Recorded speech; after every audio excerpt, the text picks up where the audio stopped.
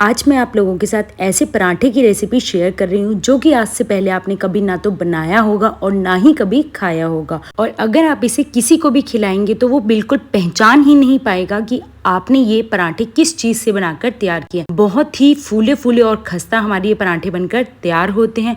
तो चलिए आज की रेसिपी शुरू करते हैं। हेलो फ्रेंड्स, मैं हूँ संगीता। स्वागत है आपका मेरे YouTube channel home style cooking with Sangeeta में। आज के खस्ता पराठे बनाने के लिए मैंने सबसे पहले गैस पर कढ़ाई रखी है। कढ़ाई की गर्म होते ही मैंने उसमें 1 चम्मच मस्टर्ड ऑयल डाला था। ऑयल गर्म हो गया, उसके बाद ही मैंने उसमें 1 चम्मच जीरा डाला। इसके साथ ही चॉप की हुई हरी मिर्च डाली और इसके साथ ही स्लाइस में चॉप किया हुआ मैंने इसमें प्याज डाला है। ये देखिए, तीनों ही चीज़ों को डालने के बाद बिल्कुल लो फ्लेम पर हम इसे लगातार चलाते रहेंगे। प्याज को हमें हल्का सा सॉफ्ट होने तक के लिए लगातार चलाना है। और ये देखिए, 1 ही मिनट में प्याज हमारे बिल्कुल अच्छे से हल्के सॉफ्ट हो चुके हैं। अब हम इसमें 1 चम्मच के करीब नमक डाल देंगे। नमक को आप अपने स्वाद के अनुसार कम या ज़्यादा भी कर सकते हैं।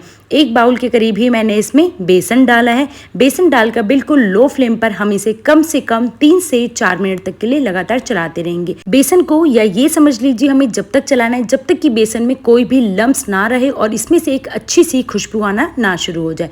ये देखिए, मैंने बिल्कुल लो फ्लेम पर गैस को कर इसको कम से कम 3 से 4 मिनट तक के लिए चलाया था। धीरे धीरे जैसे जैसे आप इसे चलाते रहेंगे वैसे वैसे जो बेसन है वो बिल्कुल खिला खिला होना शुरू हो जाएगा।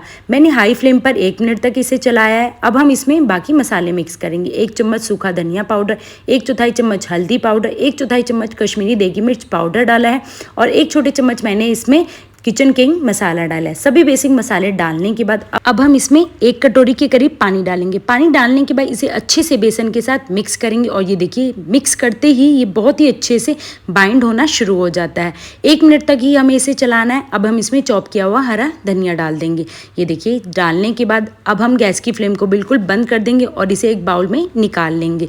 और बाउल में निकाल कर इसे ठंडा होने के लिए कम से कम 3 से 4 मिनट के लिए रख देंगे। जब ये बिल्कुल अच्छे से ठंडा हो तभी हमें इसके पराठे बनाने हैं। बिल्कुल गरम के पराठे हमें इसको नहीं बनाने हैं। ये देखिए, स्टफिंग हमारी बनकर बिल्कुल तैयार हो चुकी है। जो नॉर्मल हम डो बनाकर तैयार करते हैं वही मैंने घर पर बनाकर पहले से ही तैयार करके रखा हुआ था। उसमें से अब हम लोई ले लेंगे। लोई बिल्कुल मीडियम साइज की मैंने ली है। सूखा आटा लेकर उसमें अच्छे से लोई को मिक्स कर लेंगे। लोई को मिक्स करने के बाद अब हम इसे हाथ पर रखकर अंगूठों की हेल्प से अच्छे से फैला लेंगे। ये देखिए, बिल्कुल इस तरह से हमें इसको फैला लेना है। फैलाने के बाद अब जो हमने बेसन की स्टफिंग बनाकर तैयार किया उसे हम इसके अंदर डाल देंगे। 2 से 2.5 चम्मच के करीब मैंने इसमें स्टफिंग डाली है। स्टफिंग डालने के बाद इसको इस तरह से हम अच्छे से फोल्ड कर देंगे। ये देखिए, बिल्कुल साइड में से लेकर इसको अच्छे से सील कर देना है जिससे कि स्टफिंग जो हमारी बिल्कुल भी कहीं से भी बाहर ना निकले। और इस तरह से हम इसकी एक मुट्ठी बनाकर तैयार कर देंगे और इसे अच्छे से सील कर देंगे। सील करने के बाद अब हम दोबारा से इसे सूखा आटा जो है उसमें अच्छे से मिक्स करेंगे। मिक्स करने के बाद हाथ से ही हम इसे हल्का सा बढ़ा लेंगे। ये देखिए, कुछ इस तरीके से मैंने हाथ से ही इसे हल्का सा बढ़ा लिया है। बढ़ाने के बाद अब हम बेलन लेंगे और बेलन की हेल्प से इसे अच्छे से बेल लेंगे। जिस तरह हम बिल्कुल रोटी पराठा को बेलते हैं बिल्कुल उसी तरह से इसे भी हमें हल्के हाथों से बेल लेना है। बेलने के बाद मैंने गैस पर तवा रखा है। तवे को बिल्कुल मीडियम फ्लेम पर मैंने पहले गर्म कर लिया। पराठे को ना तो हमें ज्यादा मोटा ना ही ज्यादा पतला बेलना है। कुछ इस तरह से हमें पराठे को बेलने के बाद गरम गरम तवे पर डालकर अलटते पलटते दोनों साइड से हम इसके ऊपर घी लगा देंगे। आप चाहें तो पराठे को बटर में भी सेक सकते हैं, पर मैं इसको घी में ही बनाकर तैयार कर रही हूँ। दोनों साइड मैंने इसके अलटते पलटते घी लगा दिया है। घी लगाने के बाद अब हम गैस की फ्लेम को हाई कर लेंगे और अच्छे से इसे प्रेस करते हुए बिल्कुल दोनों साइड से सेक लेंगे। जब तक हमें पराठे को सेकना है जब तक कि पराठा बिल्कुल अच्छे से सिक ना जाए या फिर क्रिस्पी ना हो जाए। ये देखिए, पराठा हमारा बिल्कुल अच्छे से सिक चुका और ये कितना ही ज्यादा खस्ता बनकर तैयार हुआ है। इसी तरह से मैं दूसरा पराठा भी बेल लूंगी। सबसे पहले हमने लोई ली है। बिल्कुल मीडियम साइज की हमें लोई लेनी है। लोई को हमें अंगूठों की हेल्प से थोड़ा सा बढ़ा लेना है। अब जो हमने बेसन और प्याज की स्टफिंग बनाकर तैयार किया उसे हम इसके अंदर फिल कर देंगे और इस तरह से कुछ इसे सील कर देंगे।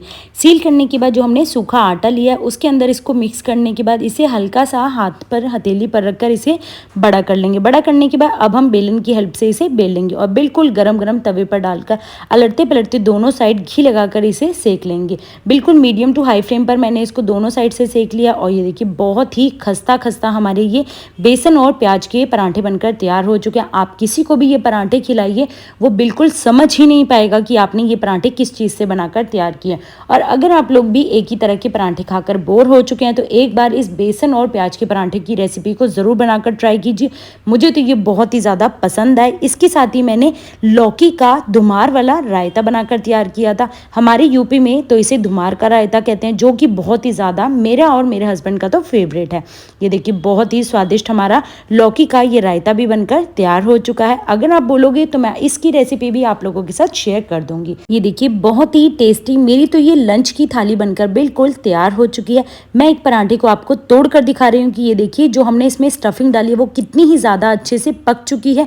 बिल्कुल भी जो बेसन डाला है वो कहीं से भी कच्चा नहीं और स्टफिंग हमारी कहीं से बाहर नहीं निकली। आप भी इसे एक बार बनाकर ज़रूर ट्राई कीजिए। और अगर आप लोगों को रेसिपी पसंद आए तो मेरे चैनल को लाइक करें, शेयर करें, सब्सक्राइब करें।